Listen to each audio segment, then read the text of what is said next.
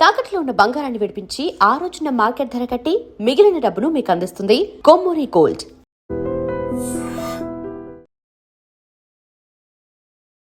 ఐబొమ్మ రవికి ఇవాళ Nampally court bail reject చేసింది.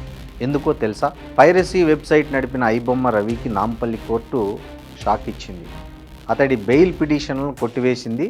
హైదరాబాద్ సైబర్ క్రైమ్ పోలీస్ స్టేషన్లో అతడి పైన ఇప్పటి వరకు 5 కేసులు నమోదయ్యాయి. ఈ 5 కేసుల్లో తనకు బెయిల్ ఇవ్వాలని కోరుతూ రవి నాంపల్లి కోర్టును ఆశ్రయించాడు. సినిమాల పైరసీ కేసులో అరెస్ట్ అయిన ఇమంది రవి అలియాస్ ఐబొమ్మ రవికి బెయిల్ నిరాకరించింది కోర్టు.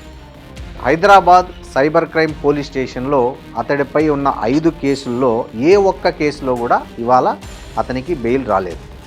ఈ 5 కేసుల్లో ఇవ్వాలని రవి తన అడ్వకేట్ల ద్వారా కోర్టును ఆశ్రయిస్తే ఈ 5 కేసుల్లో ఏ ఒక్కదాన్ని కూడా నాంపల్లి కోర్టు ఏ ఒక్క కేసులో కూడా ఇవ్వకుండా కొట్టివేసింది. ఎందుకంటే పోలీసులు ఏదైతే రిమాండ్ రిపోర్ట్లో పేర్కొన్న అంశాలే రవికి బెయిల్ రాకుండా చేస్తున్నాయి. చాలామంది రవికి సంబంధించిన లాయర్లు వారంలో బయటికి తెస్తాం, 10 రోజుల్లో బయటికి తెస్తాం, అదెంత పని కాదు, ఇది చిన్న పిట్టి కేసు అని చెప్పారు. కానీ బట్ ఇక్కడ వాస్తవంగా అలా జరగడం లేదు. ఎందుకంటే కస్టడీ రిపోర్ట్ అనేది కేసులో కీలకం. ఈ పోలీస్ కస్టడీలో రవి వాంగ్మూలాన్ని పోలీసులు డిసెంబర్ 31న నాంపల్లి కోర్టుకు అందించారు. అందులో ఒక కీలకమైన అంశాలు కొన్ని పొందుపరిచారు. ఐబొమ్మ రవి 2 రకాలుగా సినిమా ప్రింట్లను కొనుగోలు చేశాడు.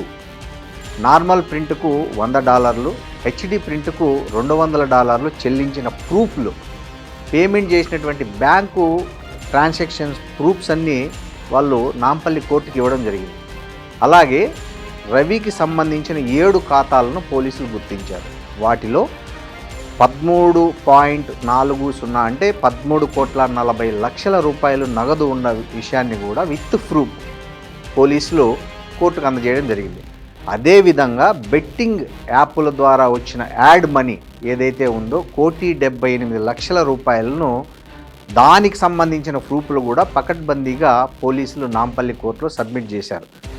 అంతేకాకుండా ఒక కొత్త విషయం కూడా ఈ పోలీసు ఇంట్రాగేషన్లో తేలింది. అదేంటంటే ఐబొమ్మ రవికి వాళ్ళ ఫ్యామిలీతో ఇంతవరకు ఎవరితో సంబంధాలు లేవని అంటున్న తరుణంలో వాళ్ళ సొంత సోదరి ఎవరైతే వాళ్ళ సిస్టర్ చంద్రిక అనే ఆమెకు ఇప్పటి వరకు ఐబొమ్మ రవి 90 లక్షల రూపాయలు నగదు పంపిన విషయాన్ని కూడా బ్యాంక్ ట్రాన్సాక్షన్స్ కూడా రిమాండ్ రిపోర్ట్లో ప్రూఫ్గా పెట్టడం వల్ల పోలీసులు ఐబొమ్మ రవి కేసులో ఎలాంటి బెయిల్ ఇవ్వడానికి వీలు కాదనేది ఉంది. అంతకంటే కీలకంగా ఏంటంటే ఐబొమ్మ రవి ఇప్పటికే విదేశీ పౌరసత్వం కలిగి ఉన్నాడు, విదేశీ పాస్పోర్ట్లు కూడా కలిగి ఉన్నాడు. కాబట్టి అతను ఇప్పుడు బెయిల్ ఇస్తే ఆ పాస్పోర్ట్ల ఆధారం చేసుకుని పారిపోవడానికి అవకాశం ఉందని కూడా పోలీసులు గట్టిగా వాదించడం జరిగింది. దీంతో కోర్టు కూడా ఏకీభవించి ఈ ఐబొమ్మ రవి 5 కేసుల్లో ఏ ఒక్క కేసులో కూడా బెయిల్ ఇవ్వకుండా కొట్టేసింది.